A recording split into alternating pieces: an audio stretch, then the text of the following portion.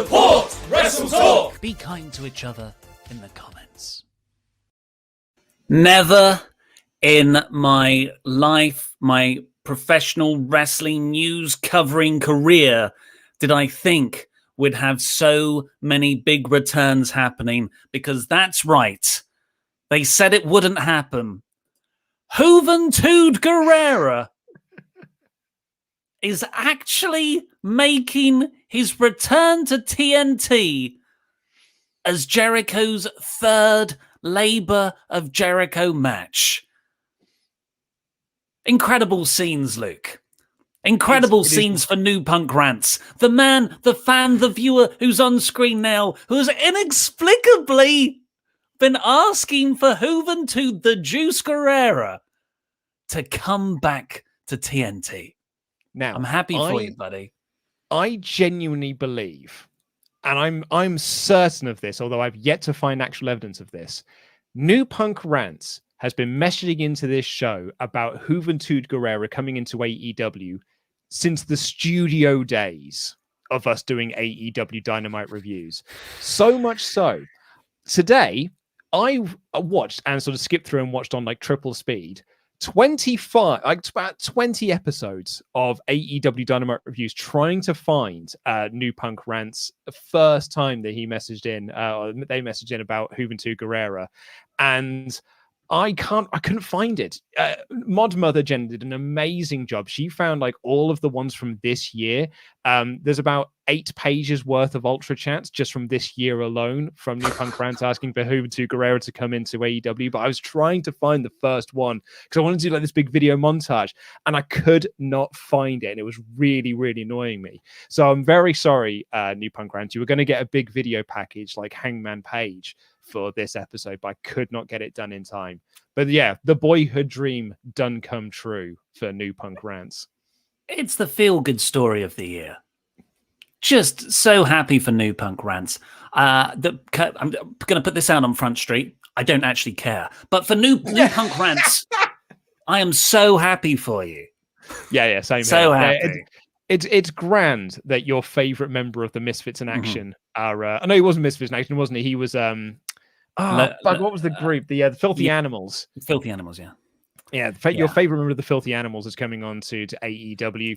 Of all the labors of Jericho, it's probably the one I'm going to be least excited about, because I think that it is going to be a Lance Storm is coming. However, like this was when... I genuinely can't believe this.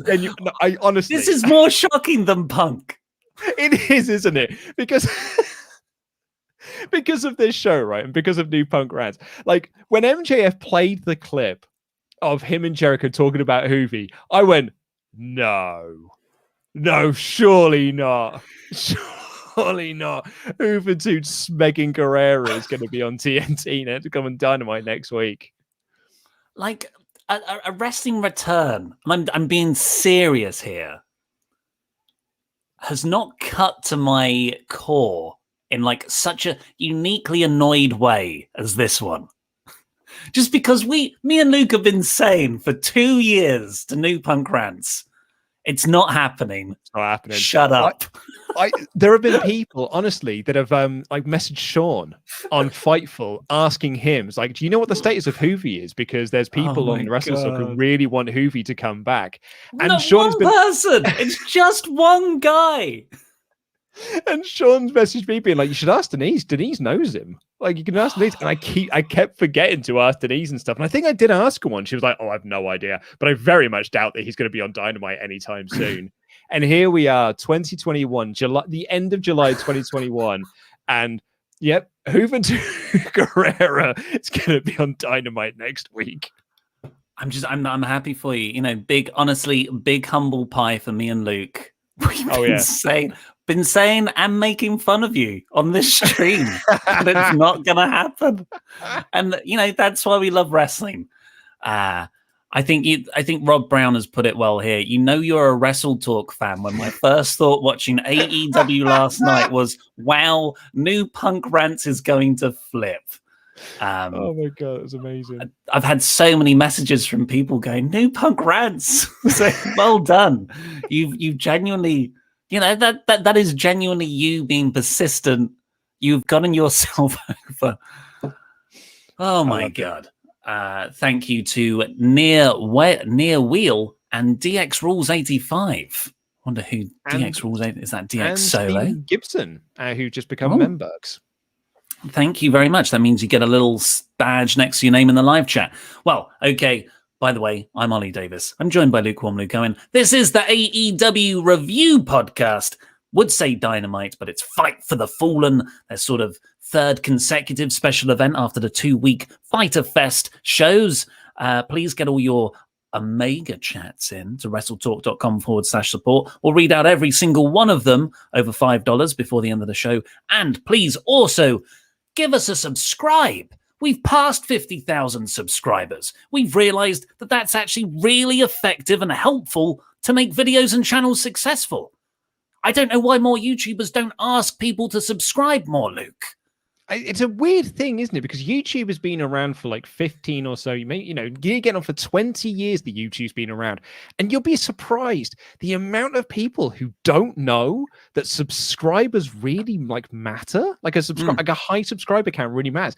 I think you and I are like among the first 7 to 9 people who have figured this out. We're telling you now, the audience. So you are also now like on the forefront of change, like WWE in Saudi Arabia, of like what the future of YouTube can look like.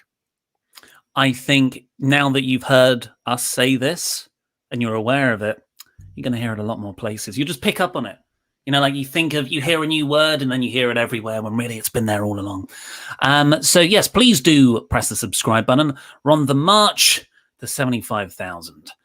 No idea what that will entail. But let's start with the main event of this episode of Dynamite, Fight for the Fallen, whatever, which was the second Labor of Jericho, Chris Jericho versus Nick Gage in a death match, which I thought, okay, Chris Jericho, he did the Hurricane Rana off the top rope with Shawn Spears. That surprised me. But, I don't expect this to be a full-on death match.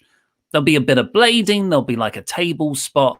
This was pretty goddamn extreme. I would argue more extreme, definitely more extreme than the Moxley Archer match the previous week.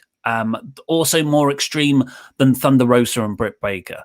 I would say this was pay-per-view levels of extreme. But the only more extreme match in AEW, to my mind, would be Kenny versus Moxley at Revolution 2019. It was Full Gear 2019. Yeah, Full Gear. Sorry, yes. But I would be in complete agree. Funny enough, when I was going to try and bundle those new Punk Rants comments, I found the video review that me and Housemate Simon did for Full Gear 2019. With the title was because we got so many messages from people being like, AEW took it too far with that match. Like that match was too far in terms of like what a death match can be, or what a hardcore match can be. And we were there being like, I mean, lads, just CCW's been around for 20 plus years at this point. They've been doing some wild ass stuff.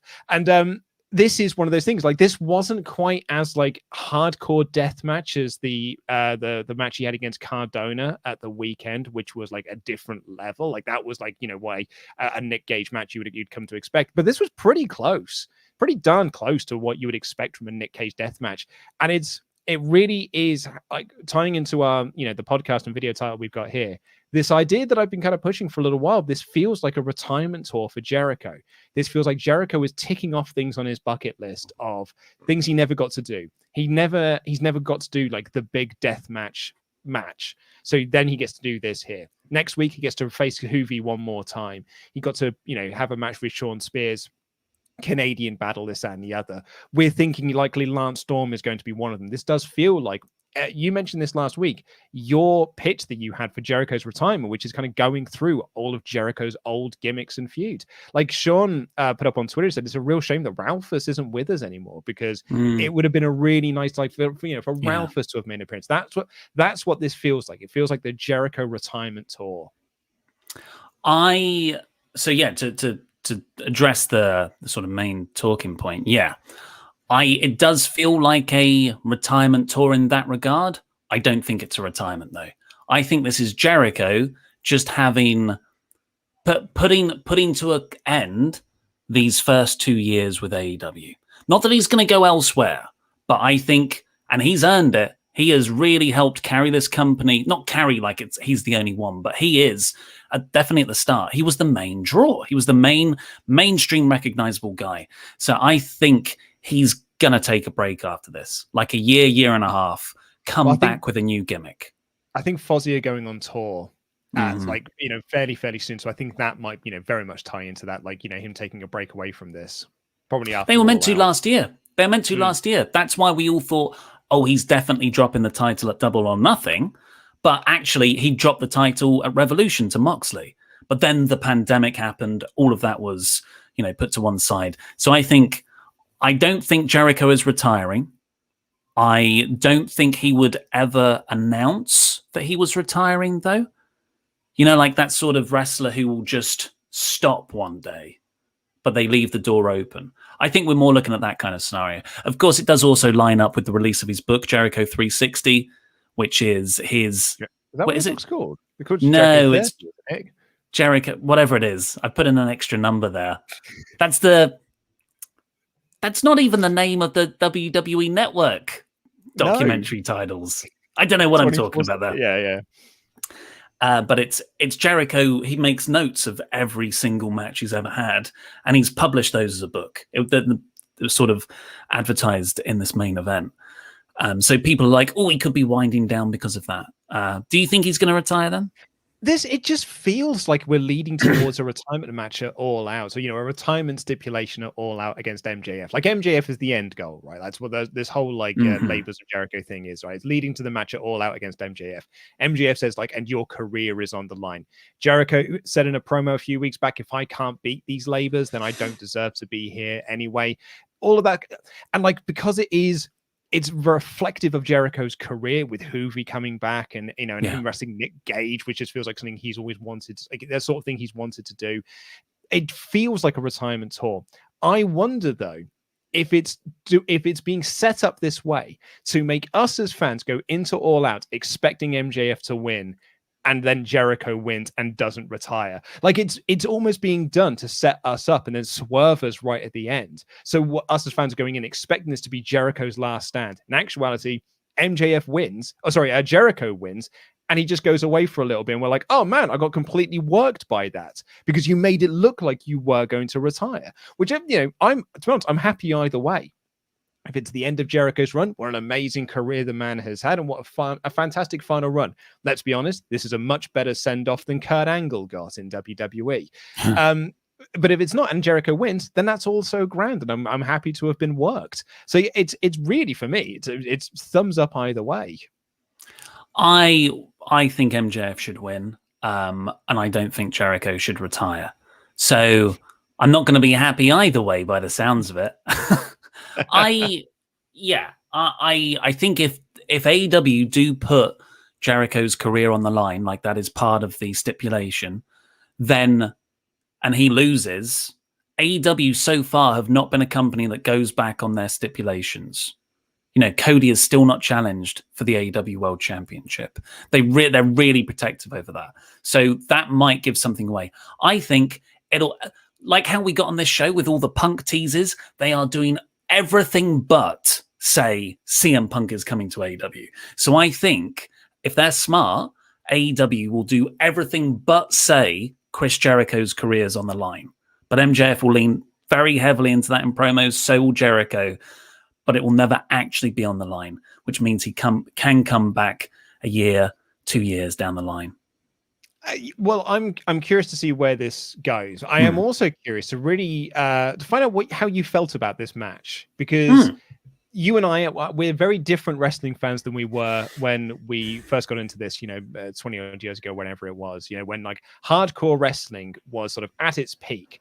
And I have become a wrestling fan that has just been like, so, back in my day when you used to get like backyard wrestling videos on VHS, tape trading and things like that, like proper back alley sort of things, where there was this sort of like what Jim Cornette would call garbage wrestling, and sort of like outlaw mud show, whatever the silly things that he says. And this is what this felt like. This felt like a match that I would have seen years and years and years and years ago on a backyard wrestling video, light tubes and things like that. Only I'm watching it on national television on the main event of AEW, at this big multi-billion-dollar company, which actually was like, it's quite staggering, really. Yeah, it feels like something that's usually behind a pay-per-view wall, not something that you would have adverts around. Like a lot of people, I don't, because I watched the fight feed, I didn't see this, but in a picture-in-picture ad break, the Nick Gage pizza cutter spot across Jericho's forehead apparently lined up perfectly with a Domino's advert playing in the commercial break. In terms of how I felt about it, it's not my favorite anymore.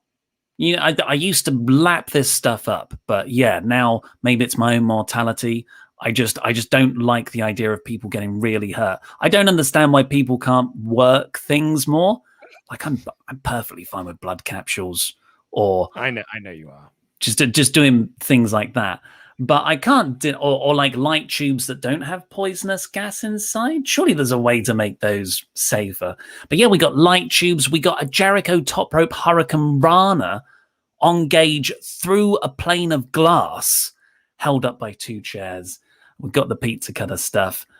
Yeah, it's not for me, but I think there is a large audience of people out there who really do like this. And because, and they are all going to be mostly men under the age of 25, because I would have lapped this up back then. I would almost disagree with you slightly there, because I think yes, you're right. Sorry, that there are like the men under 25 that'll be in this, but I also think there will be people of our age and slightly older that will actually feel like nostalgic for this sort of thing as well, and they will have that sort of exactly that ECW bloodlust. Like, oh, do you know what? I used to go and watch New Jack matches, so that's what I want from wrestling is that the realism. The sort of people that would probably call you a cuck because you wanted working class or things like that. You're big snowflake. So but I kind of, for me, I really enjoyed this actually, and it was like it felt like a nice throwback for me, because I don't watch death matches every single week. I'm not watching GCW all the time, so this felt like a nice throwback to me. And I enjoyed it from that thing. Do I want it on the main events of my TV show every week? Absolutely not.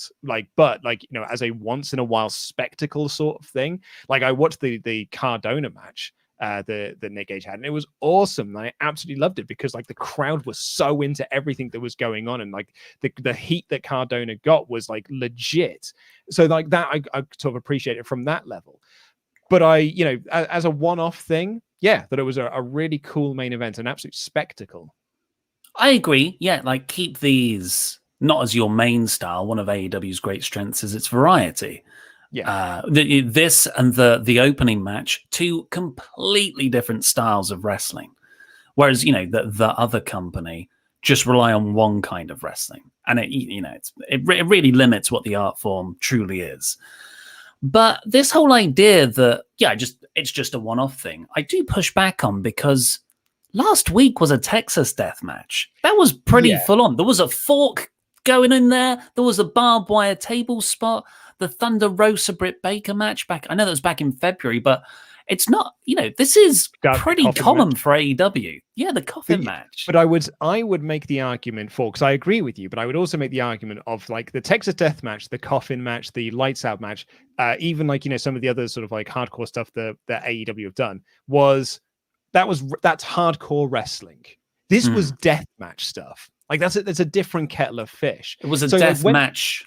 It was literally a death match last week, wasn't it? Texas death match. Yes, but it's a wrestling Texas death match. Do you know what I mean? Yeah. It's, we're using steel chairs. Oh, steel chairs, right? Oh, we've set up a bit of a bit of a table barbed wire. A bed of barbed wire. Oh, I'm hardcore. This was literally you were underselling last week's match. No, I'm trying to highlight the differences between the two things. That is pretty vicious stuff, but this is literally no, I want to try and murder you. Nick Gage looks like the sort of man that is literally trying to murder someone.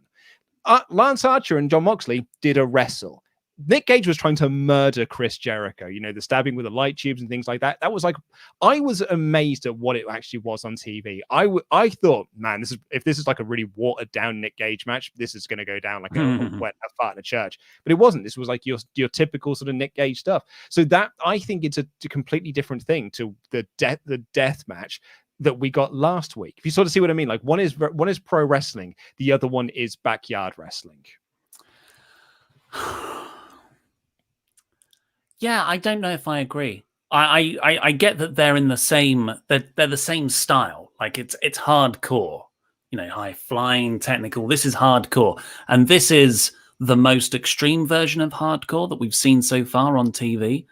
But I wouldn't put last week's match that far below it. I would. This one had bloody pane of glass in it. Barbed wire. Yeah, but like a pane of glass is way harder to work and make safe than it is a barbed wire bed because you're landing flat onto it. You're like spreading your weight. It's like lying on a bed of nails. Yeah, but so's the glass. It's like thumbtacks when it's that broken up. It could go anywhere. I think the risk of glass is that it can shatter any which way, or at least the barbed wire it's going to stay in the same place. So, okay, maybe another way to look at it is that, maybe another wrestling company, not saying WWE, you're just saying a wrestling company's brackets general, would have maybe done it with sugar glass. So it's a very safe, like a movie studio would do. You put it in through sugar glass, it's actually very safe. This was just like, no, I've just got a pane of glass from a warehouse down the road, and now I'm just going to go through it like you would do it at a backyard wrestling show. That's why I think the two are slightly different. I'm not saying either is better, by the way. I'm not saying that one is a more superior version than the other. I'm saying for me personally, I think there are two slight differences to it, and I thought it was cool that one of the other ones was on a national TV show. Parent producer Rich says the chat is saying that glass is worse. So I would say it's worse. Glass gets a win there. I'm just saying that I this whole idea that AEW, this is a one-off or something, or like it's so much more extreme. I feel like AEW already has quite an extreme element to it. But I think it's pro wrestling extreme. Whereas this is extreme. Pro wrestling extreme. Can we have a vote? Because me and Luke are just we're not going to agree on this. Rich, can you get a vote going? What should the vote say? Who is right? Just do glass or but I don't know what's the pro wrestling death match or death match? Who is right? Who is right? Ollie or Luke? Okay, let's see what people say. But Meltzer's big pushback on it was this will lose you sponsors.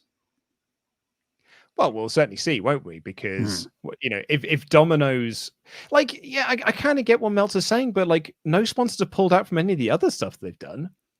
To a sponsor, like does Domino's, do they think they see the difference in this week's extreme match versus last week's extreme match? Like, no one seems to have bothered. No one seems to have been that arsed with anything that AEW. Meltzer keeps saying if they do the swearing, sponsors will pull out. No one has though, have they? Yeah, I don't know how sort of prudish and conservative Meltzer's been in those sort of worries there, because I think it's only building viewers. This whole idea that people are going to stop watching because AEW's too violent. They've been plenty violent before this, and the viewership's going up. Yeah. And I think a lot of people are really, really enjoying it. Hell, I'm enjoying it. I like the variety. Any more bits on this match? Probably just also point out that the Juventud Guerrera match next week, there's an added stipulation because Jericho can only win with a move off the top rope. Yeah. I think the only other thing I wanted to make note of this match is that the light tube stuff really did take me back to secondary school and when me and my friends used to do backyard wrestling and stuff, and we stole a load of light tubes from school and to smash over each other's heads and stuff. Did you do it? Yeah, cool. Because they don't hurt. They don't hurt a great deal, right? They just go everywhere. It's just a big spectacle thing, and because there's there's crap inside them, there's just a big puff of sort of comes out of it. So it's a bit of a spectacle thing, but it's fairly. I'm not going to say it's fairly safe to do because I'm not advocating that people do it. I was an idiot when I did it. When I was an idiot 16-year-old kid. So don't you go and do it. We've got 7 pages of Omega chats already. Bloody hell. We should crack on with these. Of course, subscribe. This is the thing we're pushing now. Please subscribe.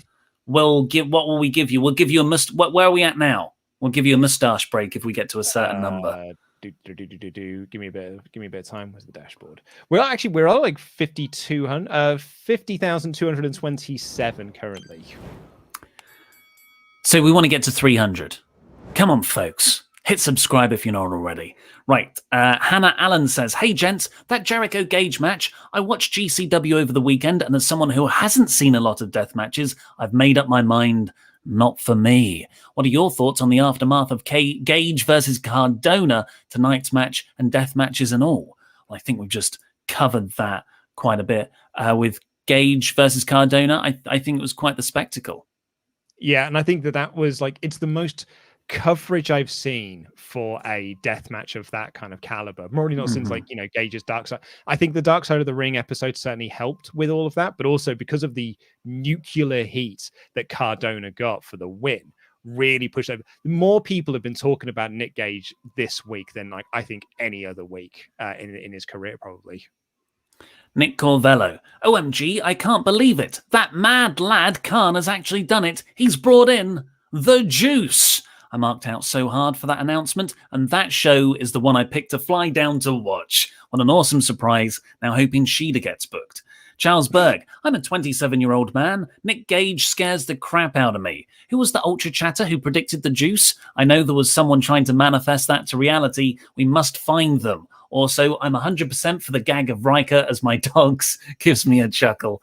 Of course, it's New Punk Rants. I'm sure we'll be hearing from him soon. Zachary T. Robinson, last Omega chat from me today. Do you think any of Jericho's opponents will stick around after the labors of Jericho are done? Not too sure about Nick Gage, but Hoovy would be a great addition to the roster. Hashtag New Punk Rants was right. Hashtag the juice to AEW confirmed. I think it's just one-off stuff. I don't. Sean Spears won't be sticking around, will he? No, but I mean, look at him. He's never gotten over. We may as well not. Hey. I was only kidding, and you made it meme. But adding that too. Chances of Paul White being the fourth labor? I think that would be a disappointment at this point.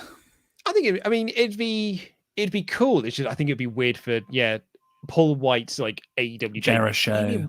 Yeah, maybe. I mean, the Jericho stuff would be quite cool. Yeah, I could certainly see, or maybe like a tag match sort of thing. Yeah, maybe. Yeah, you've got to find a tag partner, and it can't be any of the. That's good. Inner circle. That's really nice. Nicholas Lama. Juventud versus Jericho in 2021. What planet am I on? Also, Ollie, enough punk teases for you to say the thing? Not doing it until he walks out there. You are Bart Simpson and the whole class is staring at you. In all seriousness, what an episode. Great opener, great ending. Jam that jam. Stephen Webb. If Chris Jericho doesn't come out rocking the high ponytail for next week's Dynamite against Juventud Guerrera, then what even is the point? Also, when is that Jam shirt that doesn't remind me of Hulk Hogan at all going to be available? Next week, I think. But we'll let you know. We'll push that down your throats. Don't worry. Hopefully Jericho comes out. It's more of his sort of WCW Cruiserweight appearance days. Cable Allen. Light tubes and panes of glass are a whole mother level when it comes to death matches. WWE has done barbed wire. No one has done light tubes and glass on TV. Being there live was amazing. Yeah, we've had a few live reports. We're actually going to have a bit of a live report coming up later in this episode from we might have to push him back a bit. Yeah, we had patrons got in touch with us who were there live. We've had quite a few messages from people who were there in attendance who seem to really enjoy it. We've got a whole section for New Punk Rants here, so let's do those. New Punk Rants. It's been 2 years. I've spent literally hundreds of dollars putting it out there in the universe. I knew when he was mentioned in 2019 that AEW would finally be juicy one day. Why did I think that episode? Why did I think to do that episode first? What an absolute moron. I was a one-man movement, and I finally saw success. Juventud Guerrera is all in. I'm so mad at myself. What was I going to say? Oh, we should mention that, they did call back, MJF called back to that promo back in 2019, which was like, what was it? Jericho made fun of MJF's mum and dad having sex to a Juventud Guerrera match. Yeah, and then, don't know it, Google him. Yeah. Well, I did Google him. Peter Mullins, to borrow Luke's tinfoil hat, New Punk Rants is an anagram of spank unturn. Brian Kendrick, who was once called Spanky last turned face in a 2004 SmackDown Battle Royal, which featured Juventud Guerrera. It's all there. I'm not sure what is, but it's there. Charles Berg, sending in a second Ultra Chat to say, sorry to New Punk Rants for forgetting your name in my first message. You, sir, are a mage, and your name deserves respect. You quite literally manifested this. Bravo, sir. One Anonymous 243. Hi guys, just want to say congrats to New Punk Rants for somehow willing Hoovy's AEW appearance into existence. But seriously, I was genuinely happy for him at the end of Dynamite last night. As for me, I was freaking out over Tanahashi. It won't be on AEW, but still. Isn't it mad that Tanahashi being there is just like a thing? Yeah, it's just Tanner in it. It's just Tanner and his lovely hair. I've got a theory on that, hair. By the way. We'll come on to that when we get to the show.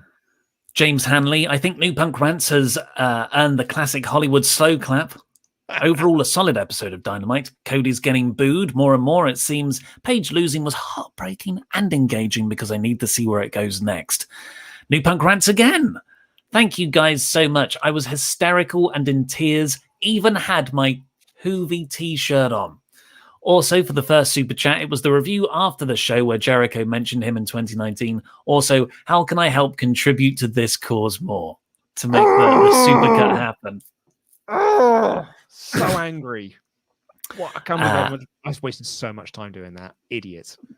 Mikey J. Sharp. Hi, lads, and inside a New Punk Rants. Glad to say I've managed to become a SWAF Nation member again today after months away. Welcome back. Just a massive thanks for the content you work incredibly hard on. Now, question time. Can AEW break 1 million viewers on Rampage?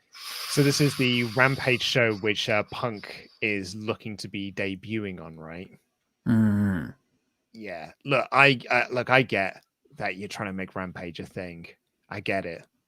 I have got such a feeling that episode is still going to tank, and that is going to make them look pretty silly. Bacon Rasher. Hi, lads. Being 36, I want Lionheart Jericho versus Lance Storm, please. As we now book AEW, it seems. Another top episode, and everyone is talking about New Punk Rants. WrestleTalk to AEW confirmed. It's a matter of time till Cage and Page, and a cage on Rampage. Jam that jam.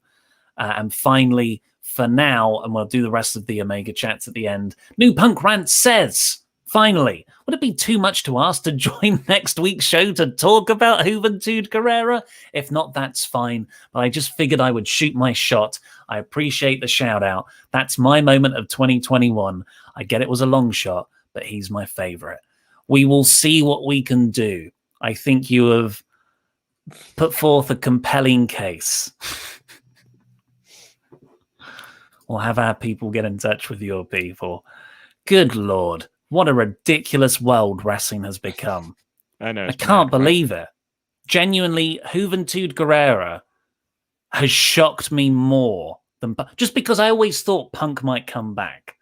I never thought this would happen. It's annoying. Yeah. Right, well, should we get into the show itself and talk about all of this? Because we're 35 minutes into this broadcast. Well, the show opened with the huge match. I thought this would have been the main event, but I see why they put the death match last, because how do you top that? And the announcement of Hoovy, it was the 10-man elimination tag between the Super Elite and the Dark Order with Hangman Page. If the babyfaces won, they'd get shots at the AEW World and Tag Team titles. It was a crazy PWG-style match, so much fun. All the Dark Order get eliminated, leaving only Page against Omega and the Bucks, and Page just keeps kicking out, and this is where it becomes this zany action fun-filled romp into actually really emotional, and Page ultimately lost to a one-winged angel. It's not going to happen after a belt shot. So yeah, and like crucially into all of this as well is that part of this finish was something that I think one of our Ultra Chats has actually predicted, which is that when Hangman Page went to hit the buckshot, Nick Jackson held onto his foot on the outside, just as Hangman had done to Nick Jackson for them losing their tag title shots to FTR.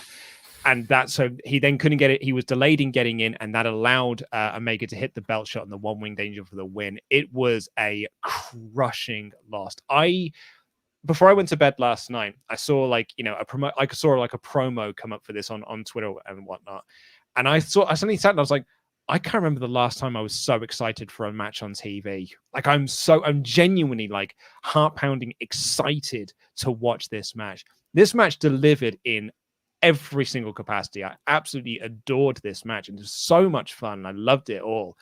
And Paige losing, going so close and losing at the end was beyond heartbreaking.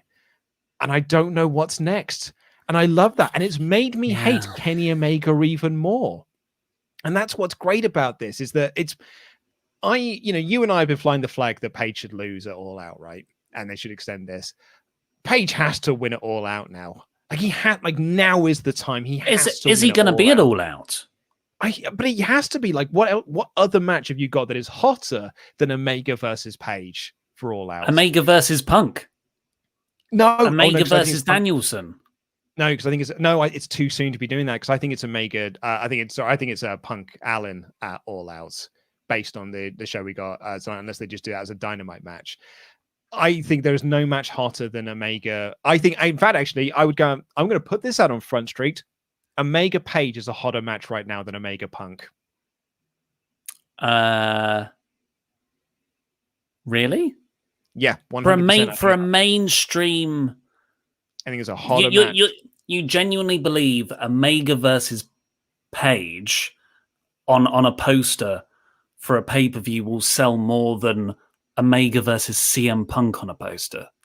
I think no, in terms of like ticket sales, in terms of pay-per-view buys, then perhaps not. But as a match that's got like heat around it, that reaction for Paige coming out was like, it was incredible. Like someone tweeted me today, like the video clip, and said like, this is how you present a top baby face of a company. And like they were absolutely bang on the banana. Mm-hmm. That is a hotter match than Omega versus Punk is right now. I push this forward to you. Let me put this on Front Street. Was that the plan? But then Punk and Danielson have changed plans.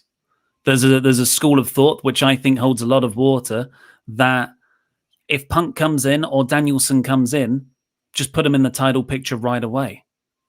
Make that like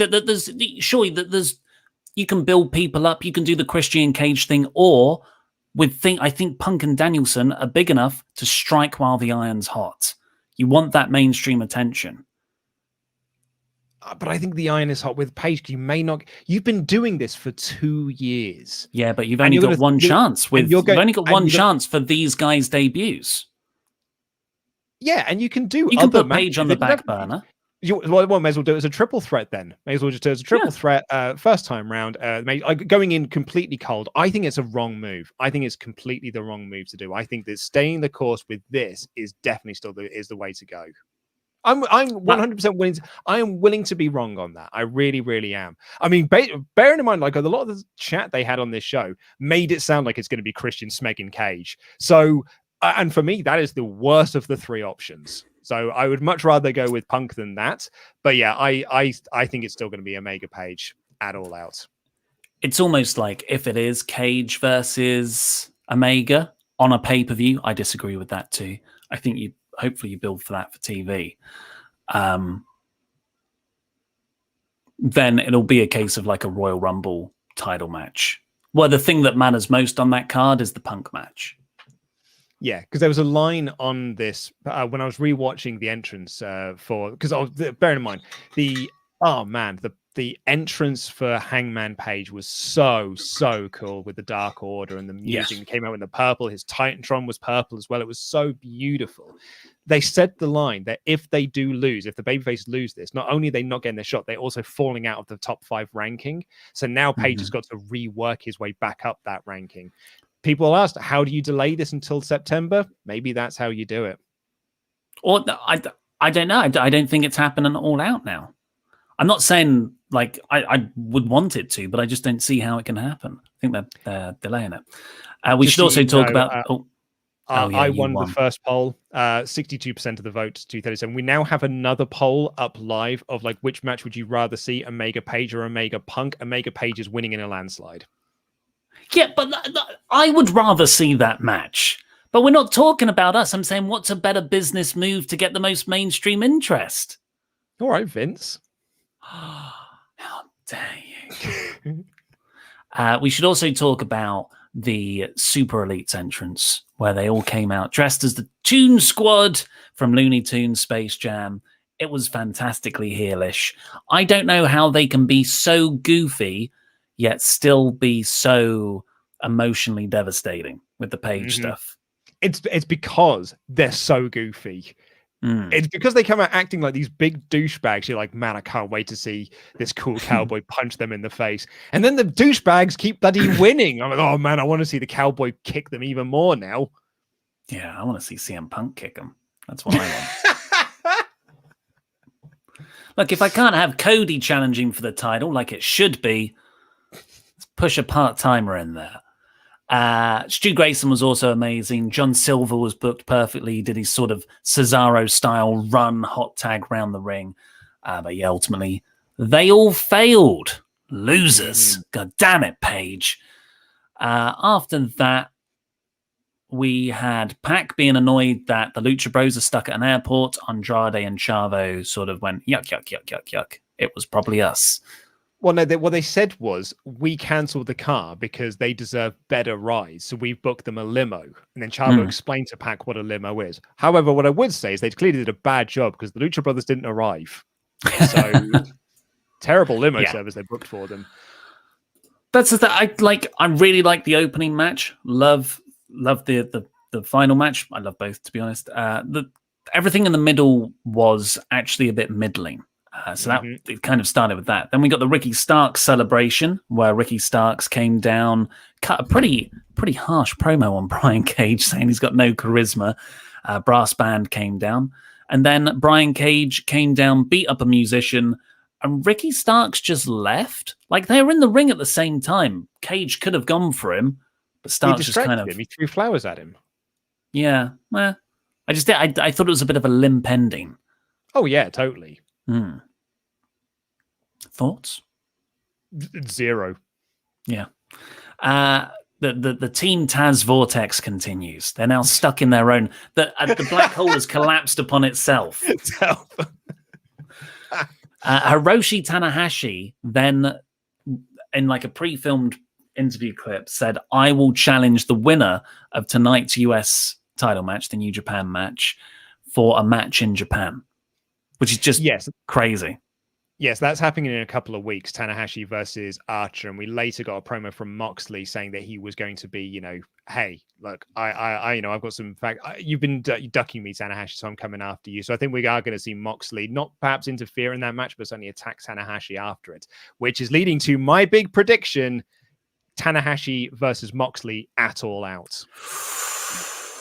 So Meltzer did say on The Observer that Moxley has pitched a big idea to get a big New Japan talent on the pay-per-view. So, oh really? Yeah, that's what I think it is, because I think that the match that Tanner and Archer are having is in America. I think they're doing it on one of the American shows.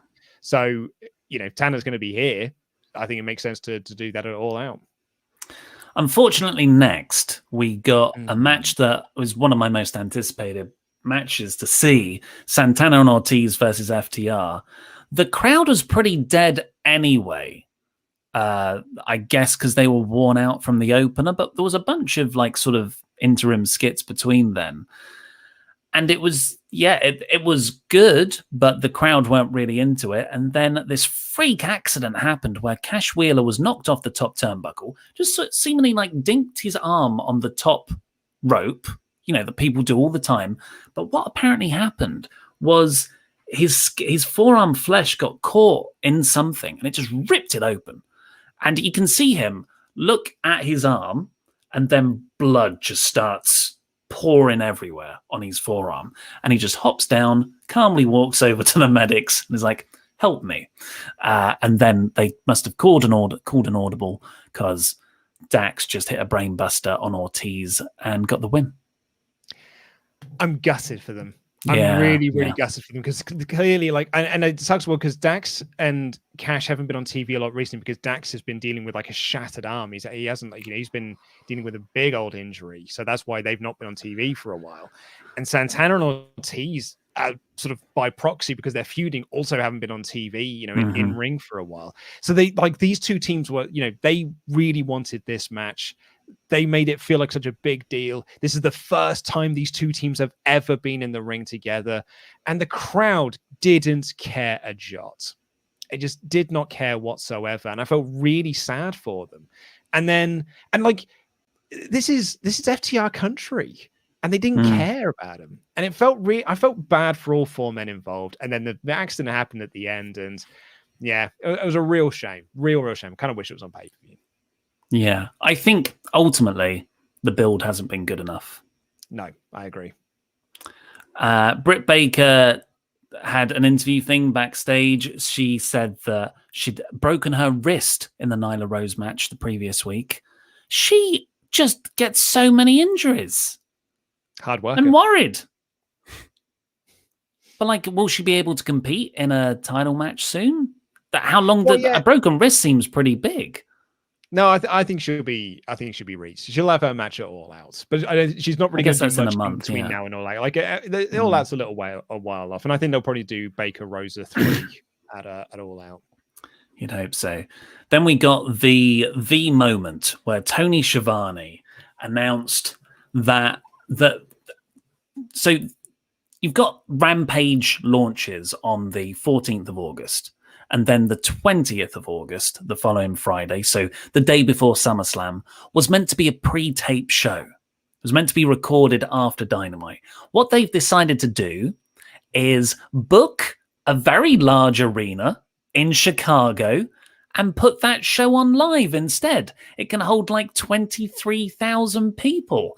And they're calling it The First Dance, which is kind of a play on the Chicago Bulls Michael Jordan stuff, which CM Punk has been sort of teasing. And then it cuts to Darby Allin backstage with Sting, who says AEW is the place to prove where you're a wrestler, even if you think you're the best in the world. And then it cut back to the crowd, and the camera lingers on so many different fans going, CM Punk, CM Punk.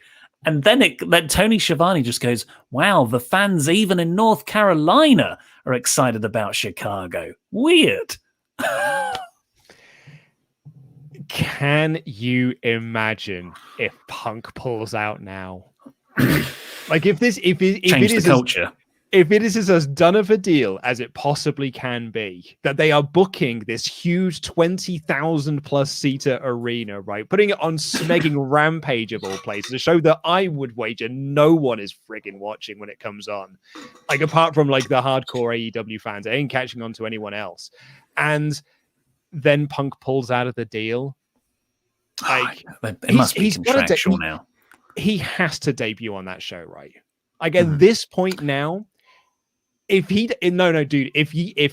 Punk does not debut on that show of Rampage, given everything that they did on this show with the promo and all that sort of stuff there, and they know he's not going to debut on that show, that is going to kill the Chicago crowd. That is going to kill the Chicago market for AEW forever. And that is not. They've already sold the tickets. This is a Meltzer. 2 weeks time. This isn't Meltzer. This isn't Sean Ross Sapp. This isn't WrestleTalk. This isn't Going in Raw. This isn't fans hyping up that this is going to happen. This is the company telling you this is going to happen. Well, I think he doesn't debut on that show. I think he debuts at the end of the preceding Wednesday's Dynamite. Just a and he walks out. And then maybe he has his first promo on Rampage. Because then it's a full homecoming thing. You can announce it in advance. 23,000 tickets. That's more than a normal WWE B-level pay-per-view. Yeah, that's huge. That'll be one of the biggest. That will be the biggest crowd in AEW history by 5,000. It will be, yeah, because they've done 15,000 for the New York show, and like that's the biggest show not put on by WWE since the collapse of WCW. The previous, to that was like All In and that. So this would now be the new biggest non-WWE show, and like to sell out 20,000 tickets, that would be an insane achievement for a t-shirt company. And I think you have to announce him for that, and you do that on the Wednesday before that Friday show. But yeah, it's exciting. Looks like he's facing Darby Allin, you'd suppose. Yeah, I've got my prediction for the All Out card, and I've got Punk versus Allin as one Omega. Of my picks.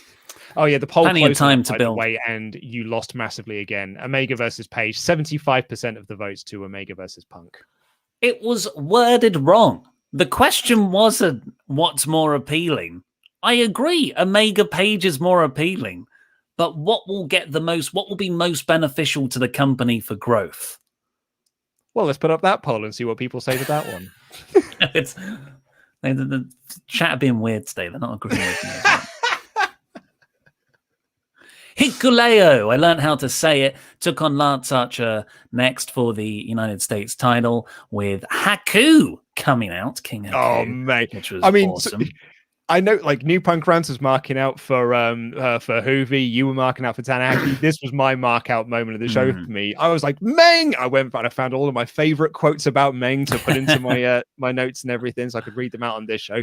Bloody love Meng, me. Do you want to read out a quote? Oh yes, I mean Heenan was talking about fights that Haku would have had.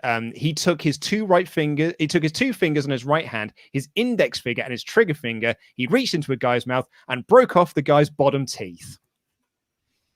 Rick Steiner, when Haku was once arrested, they shot him with mace, and he closed his eyes and sucked it in. He just opened his mouth, took a deep breath. I mean, some of the stuff he did was like, what the hell? Scotty and I always thought we were the tough guys. That was before we met Meng. Eric Bischoff, we never fired Meng in WCW because no one had the balls to do it. And my personal favorite from Jake Roberts, if I had a gun and was sitting inside a tank with one shell left and Meng is 300 yards away, he's mine, right? Well, the first thing I'm going to do is jump out of the tank and shoot myself because I don't want to wound that son of a bitch and have him pissed off at me. Wow. Yeah, he did get involved in the match. He sort of did the choke thing on Lance in the commercial break, but ultimately Lance hit the blackout on Hikuleo, which is, hella tall. Very tall. To retain. Yeah, pretty standard match over pretty quickly. Lance will face Tanahashi. Exciting.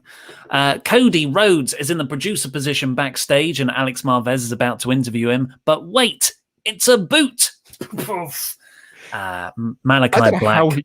I don't know how he didn't see this coming. Yeah. He was right in front of him. Marvez isn't that big. Like, he definitely would have seen Malakai Black coming towards him. And the TV monitors were very low down. Yeah. He was so impassioned about his promo that he was just like, everything else, like the whole world faded away from him before he got booted back into reality. He just sees US flags waving.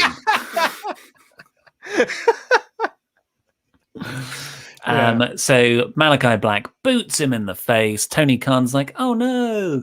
Love Tony Khan's acting. And they brawl out onto the stage.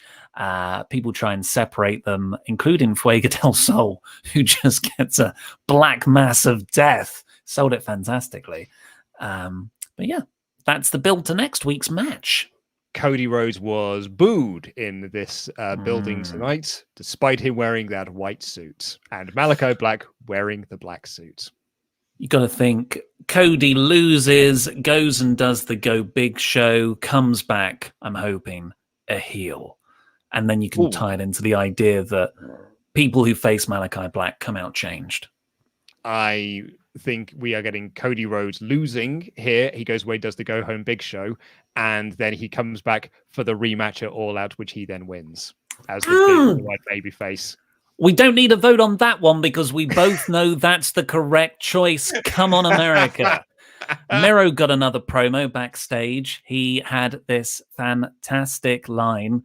There are two things that motivate me in this world: a vengeful God and a double-jointed wife.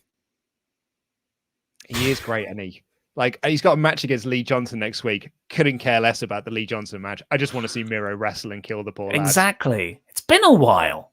Yeah. He's been enjoying his wife and his vengeful god.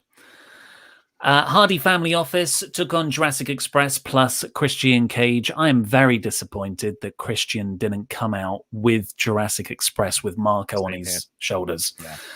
He got his own entrance. It was a pretty quick trios match. They called it a trios match as opposed to a 6-man tag. Do they do that often? I don't know. I haven't paid that much attention. It seems like the sort of thing they would have done. But it was a perfectly fine little match. They were really implying the fact that Christian Cage is unbeaten here. And they even said, like, man, he should be in line for a shot against Omega soon, you'd think, wouldn't you? So, like, they are going down that direction. I was, also very disappointed that Cage didn't come out with Jurassic Express, particularly considering how over Jurassic Express's entrance is. And then it felt like a bit of a come down then for Christian Cage to come out, which I think was the opposite reaction to what they were after. Yeah, what are people going to pop more? This excellent pop tune from the 80s or Christian's, like generic music from TNA 10 years ago? Incredibly generic music. Look who's joined us in the chat. It's Sean Rossap. He's teasing breaking some news, and then he said... Yep. Oh, no, I've lost it now. Just kidding. All you people don't deserve news broken in the chat. Sean, just so you know, everyone's blaming you for... if CM Punk doesn't debut at Rampage, it's your fault, mate. All your fault, Sean. Did Sean really just leave a You People promo on our podcast? Luchasaurus had a triple German suplex, which doesn't make any sense, but it was cool. Christian won with a frog splash, and then Blade attacked him with the brass knuckles. Then we got a Nick Gage video package. Then finally we got, finally we got the main event, but we also got a Julia Hart match with Thunder Rosa. This was just for Rosa to win. The crowd weren't really into it. Women's division continues to be underserved severely. Massively so, yeah. But Thunder Rosa, she's now officially with AEW. This is her first official match as a contracted wrestler. So that was cool. Just picking up the win over Julia Hart. Like, that, it's just didn't really mean a whole much to anything, really. But I really do like Thunder Rosa. And she was very over with this crowd as well. It's just they didn't really pop for much of the match. Before we do our ratings, shall we bring in WrestleTalk.com's Nate, who was at the show in North Carolina. Hey guys, thanks for having me. It was a lot of fun last night. We had a blast.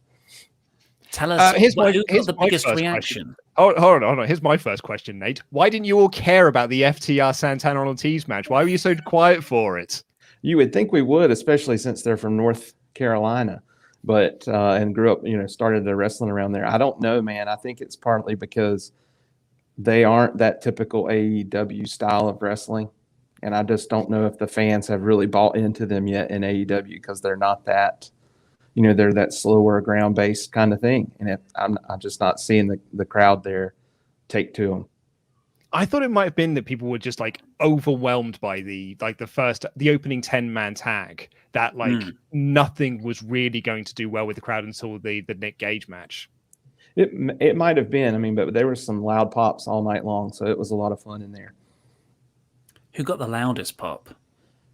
I would have to say, honestly, it was probably Hangman Page at the opening.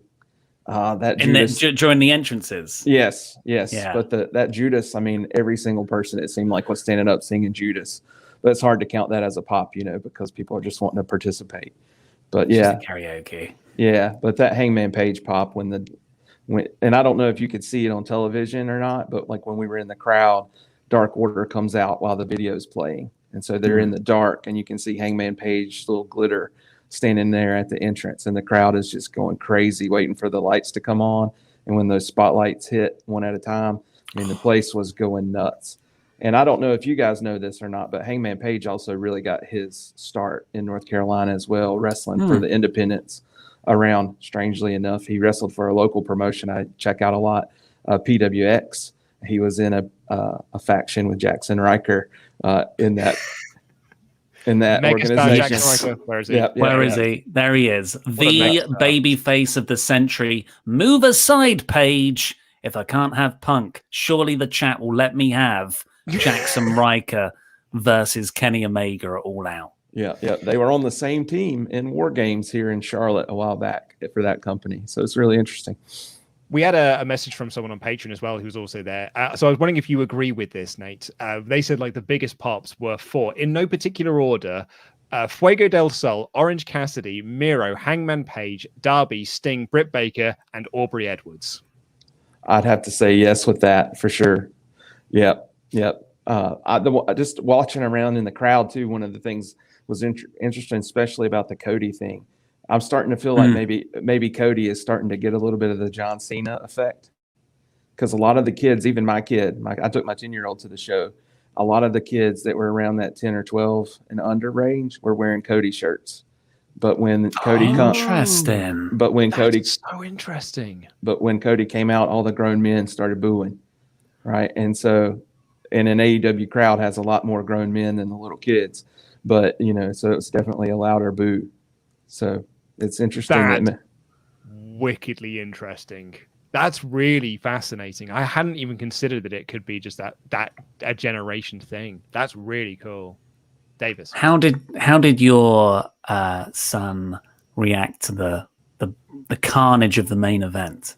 So my son is 10 and he loved it. When he plays WWE 2K, we only play Extreme Rules. He was the only thing he was upset. Why wouldn't you? No kendo sticks. That's his favorite weapon. So he was upset they didn't use those, but he loved the light bulbs. Oh, you need to have a chat. Kendo sticks is nobody's favorite weapon. I know. But we're working on him. He did legit cry when Hangman Page lost, though, in the opener. Oh no! Yeah. Oh, that's so sad. I mean, he's not alone. I was crushed when Page lost. Yeah, so he was just so disappointed. But this was his first show ever, so he was super excited. Hell of a show. Yeah. Jeez, where are you gonna? Don't take him to PWX next. Like it would be such a gulf. I know. But his favorites are Orange Cassidy, Cody, and Hangman Page. So based on the reaction last night with the Rampage announcements. Are you feeling that it's a CM Punk debut on that show? Like the crowd there seem to appear to think that's the case, right? I mean, it seems like that's what everybody wants to believe. I mean, it's hard for me to think that they're going to debut him on Friday night at 10 o'clock, right? But it seems like they're definitely trying to get people to think that way. And so, I think if they don't, it's going to be disappointing. I think so. And it is Sean's fault. Yeah. You don't think Punk debuts on the Dynamite and then has a match with Darby on Rampage? I mean, I guess then goes on to face Omega at All Out? I think that's possible. That's definitely possible. I don't know, but I within the building last night. So the capacity normally is around 10,000, and I didn't see any empty. I mean, there was 1 or 2 little seats empty here or there, but even the side behind the hard cam was full to the roof. I went when they came to Charlotte, I guess in 2019. And, there were pictures that surfaced after that of the hard cam side being completely empty. And then even some of the corner sections on the hard, across from the hard cam, having some openings. But last night there was nothing. It was announced as a sellout. So, around 9 or 10,000 for sure. And it was great to see. It was, I can't, if you've never been to an AEW show compared to like a WWE show or anything like that, it's such a different experience. Like everybody is there to have a good time. Yeah, for one, it's like it was really interesting because it's like you go somewhere and somebody who's really good at fixing a meal or something, and you go and you eat and you enjoy the food and they're happy because you enjoyed the food and everybody's happy, right? Versus, when mom cooks you something that nobody wanted to eat and it's like you have to eat it, right? And so sometimes when you go to those other shows, you're getting that old crusty meatloaf that nobody wanted to eat. But AEW, everybody is happy with the meal, both the people who cooked it and the ones that are there. So it was really fun. Everybody's having a really good time. I will tell you, though, to your CM Punk question, The last time I was there, I didn't see a lot of CM Punk shirts, but there was a noticeable amount of CM Punk shirts and Best in the World signs floating throughout the arena. Sean, you little devil. Sean is, he's got a lot to answer for here. Yep.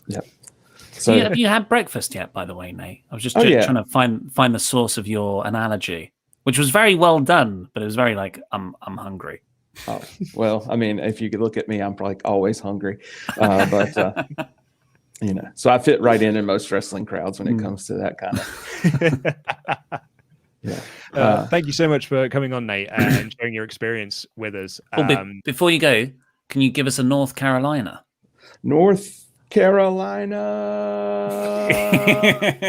Although I have to tell you, Michael Jordan went to like my rival school from where I graduated from, so I have a hard time cheering for that.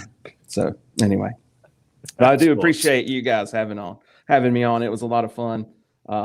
Feel free to have me go to any other United States shows. I'm happy to go on your behalf. I will tell you though, I did get to meet Eddie Kingston before the show and got to talk to no way. Yeah, so I got to talk to him and Wardlow and the Varsity Blondes. I actually know Griff Garrison through some folks, but he told me Eddie Kingston was like, "Tell Ollie I said hello." So that when I was what the hell? What? Yeah. No. Yeah. He was like, "Oh yeah." In a threatening way? No. I was like, I write for WrestleTalk, whatever. And I was like, and he was like, I think I know. And I know I said Ollie. He was like, "Oh, Ollie, I love that guy. Tell him I said hello." And he's like, he did mention like if you want to do an interview or something, make sure you reach out because he loves Ollie. Ollie Davis has got a new best friend. I don't like it. It's too much. Thank you, Nate. That's made my week. Thanks, Nate. All right. Thank you, guys. See you later. Take care. Bye-bye. Oh, mate. You and Eddie Kingston, best friends. I just always get scared that it's just a wrestler saying that so they can get close to me to hurt me because I've said I didn't like something they did. Or it's like, you remember when we did a Wrestling Media Con and Jarrett wanted to be like best friends with you because... Oh yeah, it was weird. Didn't like that either. Because you were the guy with the money. It's just like, hey, where's that Ola Davis at? I want to go see Ola Davis. Okay. We've got loads of Omega chats from all you very kind folk. It's going to be another bumper edition. Is there any other kind of AEW show these days? Kevin May says, thoughts about Jericho's labors? They seem to be used. Oh, wait, we didn't give I gave it 4 out of 5. Do you know what? For me, like, I am going to say 4 out of 5, if only for the opening and main event. But I really did think the middle portion of this show weren't that great. And I think that it was almost when they announced the card, like at the top of the show, and they were going through like what matches are coming up. I was like, this card is too stacked. Like, this is too stacked for a 2-hour show. And I think that was almost to its detriment. However, you and I are very much out of step. 59% said it was a 5 out of 5 All Elite show. 27% saying it was AEW awesome. 4 out of 5. The usual sort of 6% in the 1 and 2 out of 5 category. We did actually get an email from let's get the name of this, Josh, who said that in the defense of the people who give the show 1 and 2 out of 5 ratings, it's not just because they hate AEW. They really want to like it, but the show just isn't for them, and it just doesn't work for them on many, many levels. Well, then stop watching it. I mean, he gave me a 9-point plan as to why he doesn't like the show. Get the poll up. I was going to bring this up on Raw's poll because exactly what I said last week. It tapers out. Like on Raw, it tapered out. You've got like the favorite, and then either side it tapers out and levels off accordingly. But here you see it again. It's very weighted high, and then it tapers off. But then it's that 1 out of 5 amount that's one portion of our viewers or subscribers, because maybe they're not watching this show. This poll is available to anyone to go on the community tab. They're voting it as the worst possible option. I just I can't explain it any other way than it's coming from a place of just a rational dislike. Do you like my new 1 out of 5? Yeah, Malakai Wank's good. Thanks, mate. That's the only positive coming out of this tribalism. Okay, subscribe. Kevin May says, thoughts about Jericho's labors. They seem to be using different styles of wrestling, so maybe New Japan wrestler next. As for the last one, an emotional challenge that he has to beat Sammy. Oh, yeah. So happy for New Punk Rants. He was genuinely my first thought. Yeah, I would really like Sammy to be the final one. Excuse me, would be really fun. I think a tag match, like now that we said the Jericho thing, because they're both there, maybe that could be a really fun angle to do. But yeah, I think we're going to see a lot of like differences and different eras of Jericho, which we were sort of talking about last week as well. Get out the jacket. Amrose says, did you see that Jericho's leg clipped the pane of glass before Cage hit it? Almost went wrong there. Also, I just wanted to say that Monday's episode of the WrestleTalk News was an absolute classic. Had to watch it back yesterday. Ollie is the best in the world at this. Oh, thank you very much, Amro. I don't know if I did anything different to normal. Did you start your CM Punk watch on that? That was on Tuesday, I think. What was the Monday episode? It was the CM Punk Serious Issues one. I guess it had the Magic Spoon sponsorship. There it is. Yeah, they don't sponsor this show. Stop naming them. I love it. They stabbed me in the back and went with you instead. Alexa Demorkai, why did Ollie have to bring in Lance Storm into the equation with Jericho retiring? MJF comes out, announces the fourth opponent, stating, okay, time to get serious, and Storm walks out. Yeah, I think that was actually your suggestion last week, Luke. Thank you. Yeah, I would love to, I think if this is a Jericho retirement tour, like, his very first match was against Lance, having his, potentially one of his last matches against him as well, I think is quite lovely. We have 7 pages of chats to get through, so I'm going to speed up a bit. Zachary T. Robinson. Hey, guys, where do you think Hangman goes from here? He's still ranked number 1 in singles competition, but with the stipulation from last night's match saying he now can't challenge for the belt, it feels like it undermines the ranking system somewhat. So he is now out. He can't. It's not that he can't challenge for the belt. It was if he won this, he got his title shot. So he can still challenge for the belt, and he's now outside of the rankings. That was the other part of this. So he's fallen out of the top 5. I just can't see how you get him back up there in time for All Out. Rennie36. I think cowboys are my favorite wrestling gimmick. My favorite wrestler is The Undertaker, a dead cowboy, then HBK, a sexy cowboy. And after my first episode back to AEW after a few months, Hangman, a cowboy is becoming my favorite current wrestler. A sexy cowboy too, if you ask me. A dead sexy cowboy. Oh yeah. Keith Lloyd. The first 10 minutes of this show gave me goosebumps. Love the story of it took Omega, the tag champs, and cheating to take Page down. Hangman knows he has Omega's number now, but how does he get that opportunity again? I'm all in on this. Exnelio. Hi again, gents. Watching that opening video package brought me to tears as someone who's been struggling to find an apartment. Felt nice to have such a heartwarming moment, even if they broke it 30 minutes later. Eduardo Sorenz. This story between Page and the Elite. The entrance from Page and the Dark Order with Hangman actually hinting that he's with the Dark Order wearing the purple neckerchiefs. The last people in the match, Page versus the Young Bucks and Kenny. The history in there. Yeah, all 4 men part of that tag match. That's what they kept saying. It's like, this is the 4 men in the Revolution tag match. Oh, man, what a match.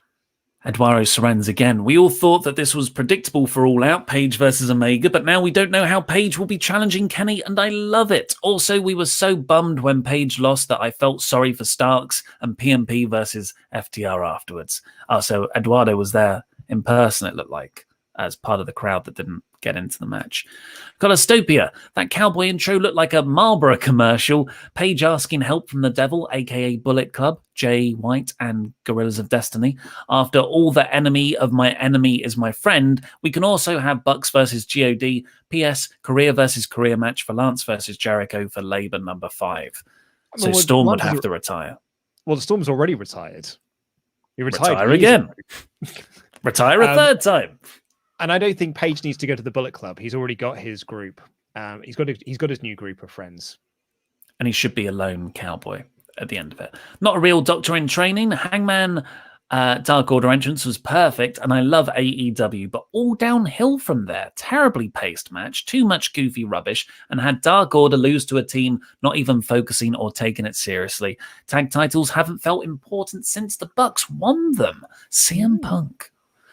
I mean, the tag titles have gone on the back burner for a company with so many great tag teams. They haven't really had a tag title feud since they won the belts. Like they had, the Moxley Kingston thing, but I never felt like it was a tag title feud, if you see what I mean. Buzz, love the podcast. Helps me get through work every day. I have a bit of an odd take, but I'd love Paige to win the title from someone other than Kenny, and then have Kenny challenge for Paige's title where he kicks out of the one-winged angel. I just don't see how that works. Did Sean just break some news? Is it the official Fightful account? I mean, I don't think there are verified accounts anyway, so I think that would be hard to quantify. But I mean, it sounds like the sort of thing Lance Storm would have said that he wanted to do another match with Jericho. Look at Sean. Dead Punk teasing all these comebacks. Who next, Sean? Oh, he's just messaged me. Shawn Michaels making debut in AEW on Rampage the 14th. That's from Sean. No, I'm just kidding. I'm just kidding. Oh, just trying to make it as if he's breaking more fake news.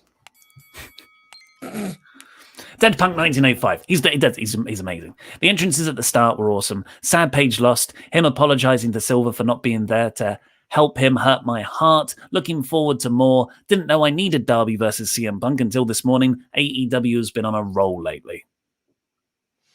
Yeah, no, I agree. Like they took Page out of the match with the power bomb on the ring apron. So then, as the Bucks and Kenny could target John Silver, and they did the Indie Taker on the floor with Nick Jackson spectacularly missing a dunk.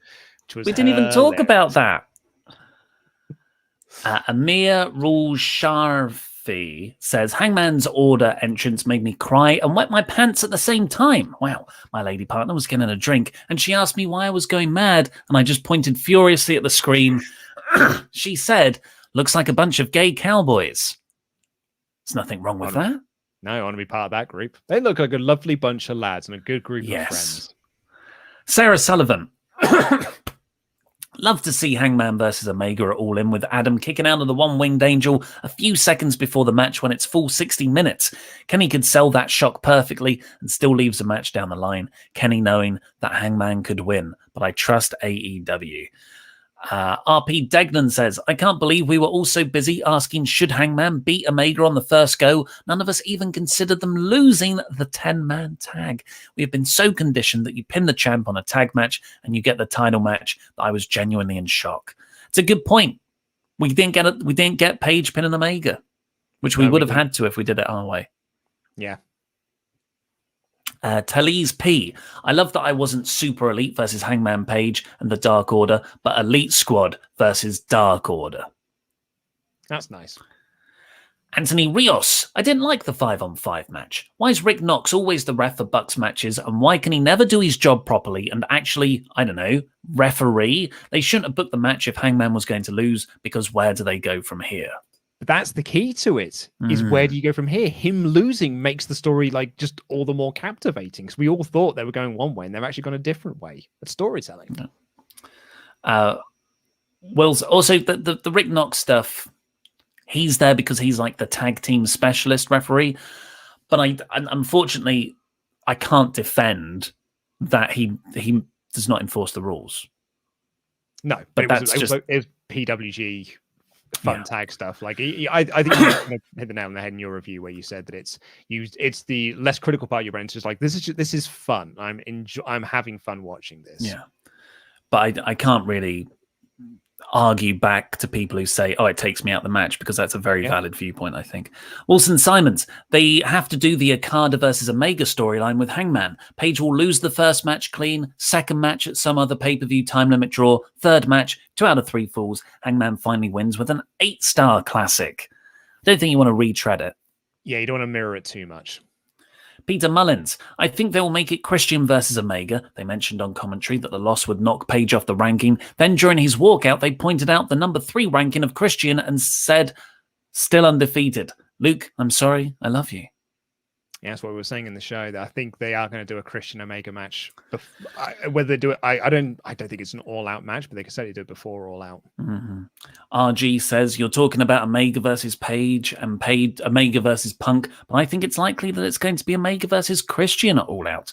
There was that initial tease a few months ago between them. That way we can have Page Omega at a later date. I think it's so hot, but it's so hot now.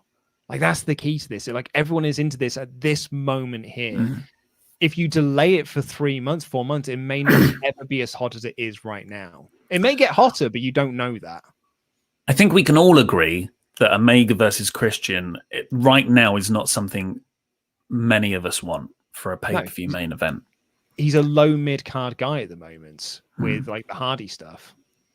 RP Degnan, Ollie wins and losses matter in AEW. Do you really want Punk to walk straight into a title match and undo all the work they've done the past 2 years to make that true by giving a shot to someone who hasn't wrestled in a decade? Maybe if he was a heel, I guess. Yes, because that's exactly what The Rock did to him.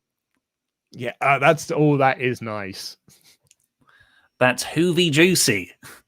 Blight Patterson says, so Ollie is saying that instead of focusing on a homemade talent and young star, AEW should have not even a part-timer, but a retired star come back and go right into a match with the champ. Mr. Davis still lives in UIC. Vince would be proud. It's not a bad idea. WWE have just done this thing so often and rubbishly that people now think it's a bad idea. When actually done in the right moments, with the right amount of mainstream interest, I think it makes perfect sense. What he's trying to say is that Goldberg versus Lashley is the right move. It's money. Charlie Davis. The Elite's strength has always been being goofy, but also flipping the switch in an instant to be emotionally devastating and horrible. It's like watching a sitcom full of terrible people, but it's still your favorite show. I love them so much. Yeah, always sunny in Philadelphia vibes from them. Trenton Brown. It would not surprise me in the least if Tony told Kenny and the Bucks they had to promote Space Jam 2 and the Elite came up with that entrance. Well, they got that Warner Brothers synergy. Mm-hmm. They even said, now that's corporate synergy. Yeah. Imagine given the heels the job to promote. And also, like, I would, in perhaps side defensive, people think that it was, kind of selling out sort of thing. They've been doing Space Jam references for years on being the Elite. Like, when Hangman was like trying to get ready for All Out, the first All Out, I think it was, and he was like feeling down on his luck, they were giving him the water from Space Jam 2, from the first Space Jam movie, to try and make himself feel better than what he was. Anyway, Rinny36 said, I can't wait for WWE backstage star CM Punk to return to wrestling for the second time in the past 2 years. On a serious note, after having ended an on-off relationship with AEW for the past 2 years for reasons I don't even know why, I'm finally hooked. Zachary T. Robertson, given the whole CM Punk to AEW speculation and the multiple shows in Chi-Town coming up, will you guys be live streaming all the Chicago events to see when he debuts? I just want to see Ollie mark out again, like his reaction to Omega's kick out at 1. I think me and Luke are going to talk about that tomorrow, about what we live stream and what we don't. I also don't know if I'll mark out as much as that, because that was like a moment in a match that I didn't see coming. Whereas now I'm like waiting for the Punk debut. So it'll be a different kind of reaction. Jose Batista, I already have an all-out ticket. I can't believe I bought a plane ticket from a one-day trip to Chicago for the August 20th Rampage just so I can maybe see CM Punk. That's the level of excitement this company creates. Sari said, thank you guys. Last week I asked suggestions on which Bryan and Punk matches to watch. Now I've done my homework and I can say that I finally get why people are freaking out over this. What a time we're living in. Unreal. Good job you to do the homework. Nate S. If for whatever reason Punk doesn't now come to AEW and just say, we never said it, he signed, you just assumed, it's going to be hard to recover from. This is one they can't tease like this and not deliver on. Congrats, New Punk Rounds, way to stick it. Nate S., I 100% agree with you. It's one thing for Sean to report it and us to talk about it, us as fans to talk about it.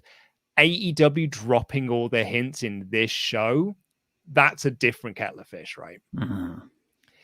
James Hanley, this first dance Rampage episode, I will be at the first episode of Rampage in Pittsburgh the week before. I was at the Royal Rumble 2014 when Punk did his last match. Why not have him start back where he left off? New Punk's wish came true. Why not mine? Where would you debut Punk? In Pittsburgh, where he had that match, or in Chicago? In Pittsburgh, where he was taken out of a Royal Rumble by Kane, or Chicago, the home of Money in the Bank 2011, and his hometown. James, I think you got to take this loss. Ian Berkeley, you keep saying CM Punk, but Darby said best in the world, so clearly Shane McMahon is all elite. Rain Tech, well, I'm not really fond of death matches. Today's show was absolutely amazing. I hope Cash Wheeler recovers quickly. CM Punk to AEW, Finn dropped by Allen. CM Punk versus Allen, OMG. Allen is a first great opponent. He'll make him look great. Louis Dangor put out a tweet that said it's a terrible idea for his first feud to be with Darby Allin because he should be with a top star. And everyone just started dunking on him, being like, you've got terrible takes on wrestling sometimes. He's just driving engagement. He's playing the game. He's playing the game. Joseph Ray. Hi, guys. Everyone wants to hear Cult's personality, but I desperately want to hear this fire burns from Killswitch Engage. You are the audience music. You're the only person in the world, Joseph. Also, Ollie, I love a Singapore Kane match. Most underrated weapon, in my opinion. Luke, I watched Train to Busan. It was awfully boring. You've got two terrible takes in one message. Come on, man. Do you want me to take over? I think you did. No, because there's a lot here. I'll do this one. Phantom FTW. WWE has a well-deserved reputation for its cavalier approach to storytelling continuity, sometimes even within its same episode. I love the fact that AEW regularly expects us to remember occurrences details from sometimes even years ago. Jared Hazelwood, the working relationship with New Japan is obviously one of the biggest bargaining chips AEW has. With AEW and Impact teasing Bullet Club versus Elite, what do you think of the idea of Punk joining Bullet Club? I would love to see New Japan asking for that as part of the deal. I don't think that would be something New Japan cares about, actually. He's a nightmare to work with. Yeah. Josh Davies. No, I don't think so. Holy cuss, so much to say. The openings to Hangman Dark Order had me welling up. Seeing them all in purple and black standing together was amazing. Deathmatch was so great, but the thing that made me losing my mind was that 30-second Darby promo. Stephen Duggan stayed up late to watch live last night in Ireland, and boy, howdy, was it worth it. Didn't even need to bang any powder to stay awake. Yes, first reference. But seriously, I've seen a few people mention in the chat, that's what I was saying as well. But seriously, what a run they're on right now. Don't even know how I'm going to handle Punk coming back. Dean Barretton, 5 out of 5 for me. What an episode. Those entrances for Dark Order and the Elite were stunning. In terms of Jericho, it feels like a celebration rather than retirement. Feels like the last match in AEW should be with Omega, being that it was part of giving birth to AEW, etc. Eduardo Serens. Last night, I took my family with me to the show with my kids who don't watch wrestling. At the end of the show, my son told me that he loved the show and he wants to see more. My daughter wants to be Britt Baker. This company, man. She is a role model. 69 Intangible Sadie Deegan. Hello, you Thursday evening cowboys. OMG, what a dynamite. That Hangman video package was 1 million chef kisses. The Elite Space Jam gear was incredible. Oliver, is it time for you to confirm that Phil is in this company? I love you guys. I love wrestling 5,000. 5 out of 5 wrestling show. Or maybe that was not until he's on screen. Mont Blanc, good AEW morning to you all. Another, as usual, banger episode of AEW. Dark Order entrance, Bagard, Horseshoe Tanahashi, Punk, maybe. It was literally just a jam-packed show from top to bottom. Thunder Rosa is an absolute star. It's insane. Love you guys. Eternal Blue, I'm so happy that AEW exists. Just makes me happy to watch wrestling. I physically couldn't watch the Jericho match. My hemophobia couldn't handle matches like that. But I'm glad that the branches of AEW reach all kinds. I'm so excited for next week. Rangers Mayhem, I enjoyed last night's show a lot, regardless of some of the missteps. From Dark Order to Elite entrances to Jericho cosplaying as Tum Tum Tugger from Tum Tum from Three Ninjas kept my attention. Hulk Hogan as Dave Dragon to AEW, jam that jam. Painmaker is lame. Mayor of Painesville, Lame maker. It is Lame Maker, isn't it? I've been telling you that for years, and you wouldn't believe me. I thought it was for the heel heat. The little crappy mask that he came out with. He was like, "Oh, I'm cool. I'm art me." Dan says, hi guys, hopefully you're doing well. You think Punk, Bryan, Chavo, and Hoovy is great? I have a legit source that something even bigger is happening soon in and around AEW. Check the Impact taping, guys. You will see it's unbelievably fantastic news. Did Dustin Rhodes do something? Yeah, probably. Nothing is bigger than Punk and Bryan. It's probably either that or it's, what was the other lads? The Dexter Loomis guy. Fred Wurst. The Dark Order Page and Super Elite entrances. Black knocking Cody's head off before Cody could monologue. FTR, LAX, King Haku, Thunder Rosa, Jericho Gage. I love All Elite Wrestling. Anxious millennial cowboy, jam that jam. Me Man 3310, skipping ahead a bit, but with factions being a big part of AEW, Darby's allusion to Punk and Black mentioning the House of Black. What if the House is a faction of those four? Black, Punk, Darby, and Sting. Maybe a surprise Ruby Soho or Buddy Murphy. I don't like that. I don't. Those are a bunch of people who should not be in factions. I agree. For me. Some people are saying that maybe Dan was referring to Switchblade Jay White. Man, that promo he cut on Kenny Omega was lovely stuff. Patrick Cooper, hey guys, going through a really tough time. Listening to you guys has helped me out. Also, imagine that pop for Eddie Kingston in New York. Shall I ask him? My mate Eddie. Tails Wild P. Thing. That's what when his phone rings and it's from me. Wild Thing plays.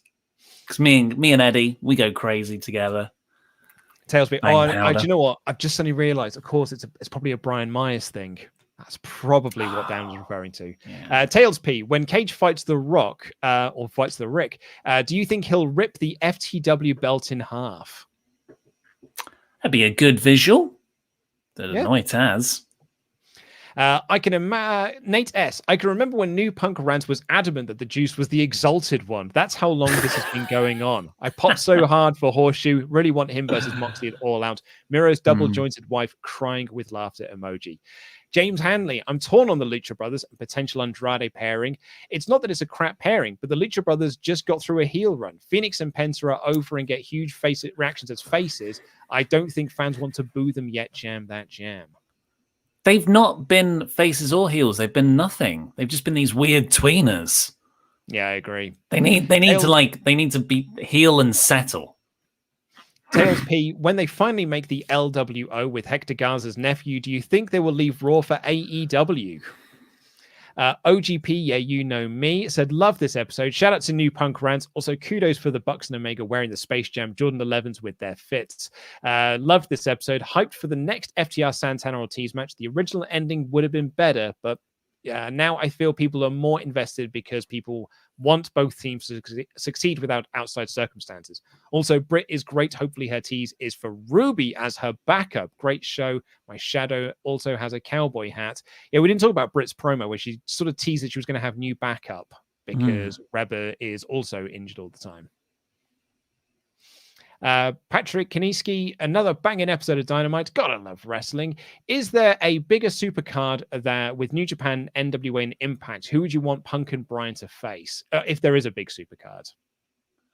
I would want Bryan to face Omega. I think that is the most exciting match I can think of, although it has happened already. Punk to I don't know. I want Punk to face Triple H. That's the biggest match. Ironically so, because it was the match that made him quit. Peter Mullins, gotta say, Darby must be loving life right now. Tony, welcome to AEW. We're teaming you with Sting. Hi, Darby. We're giving you the TNT title. Hi, Darby. Would you be CM Punk's first opponent? Ring, ring. Darby, this is Jackass. We need you in our movie. And you know what? I bet every single thing he greets with this reaction. Cool, man. Just like showing no visible enjoyment because that is the emo way. Peter Mullins says. Someone just said in the chat there, Punk Naito. I like that.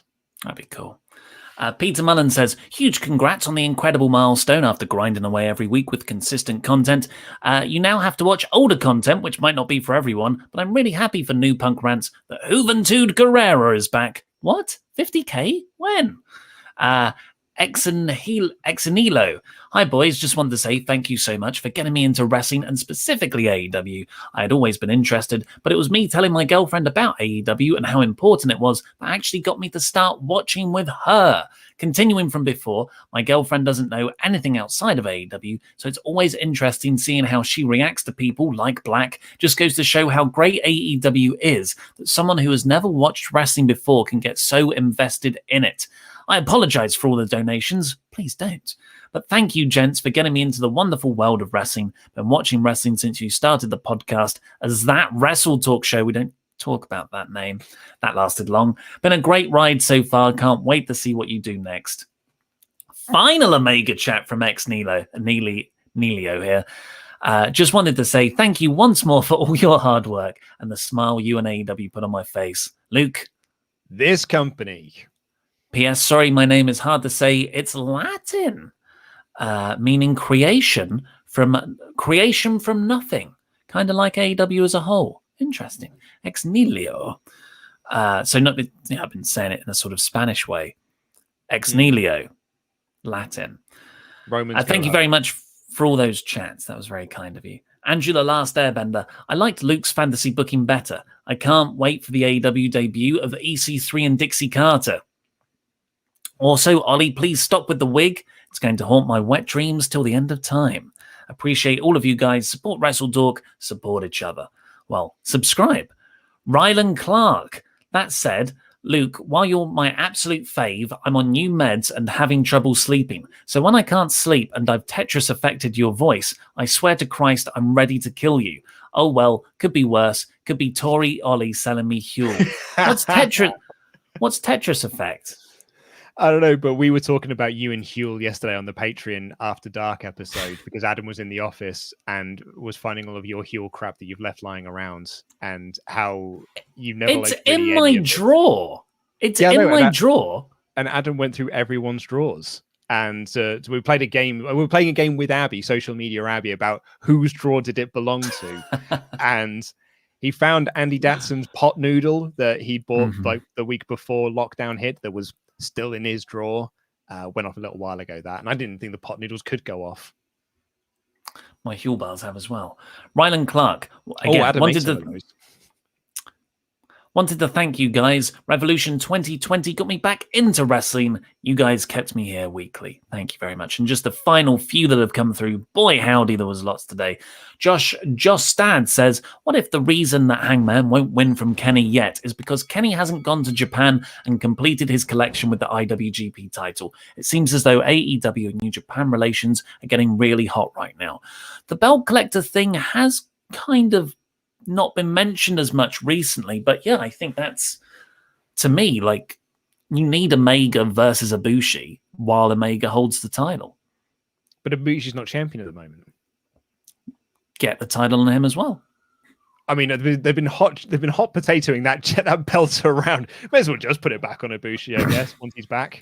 Love the new design, though. Patrick Kaniski says, whatever happened to Kedaman Dan? I think his name was. He was texting me this morning. He always gives me a live commentary of him watching the show in the morning.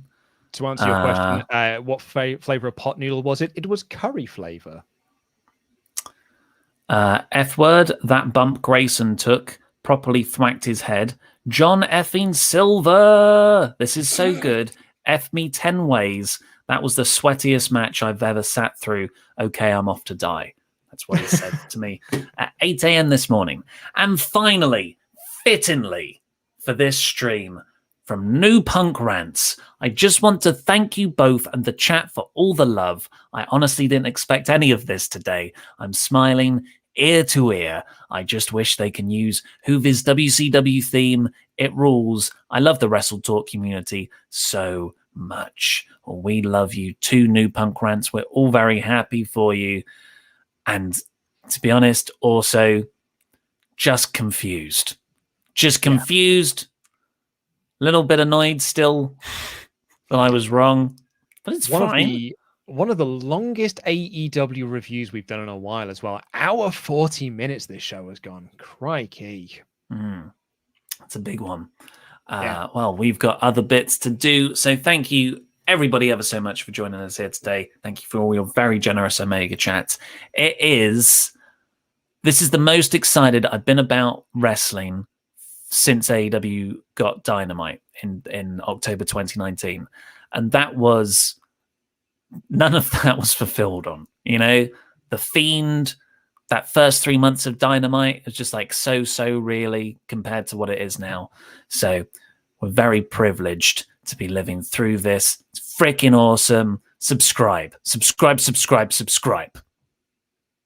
We'll be back tomorrow on this channel. It's myself and Denise Salcedo talking about the biggest news in wrestling, joined by Alex, Queen of the Ring, which is going to be a very, very fun show. Now, I also said that I was going to debut my Taylor Swift punishment song for losing the bet with Denise. However, it's not going to be on tomorrow's show because I'm working on something a little bit special for it. So that might now be next week. It may be tomorrow, but I don't know if I can get stuff filmed in time. So maybe next week now. Okay. Well, go watch the WrestleTalk news over on the main WrestleTalk channel. We'll be back tomorrow. Jam that jam. Fist me with a flare. Come on, dude. Fist me with a flare. Jam that jam. Oh, Bang right up powder. there. Bang some powder. Bang your powder. Bang your powder. Fist and flare.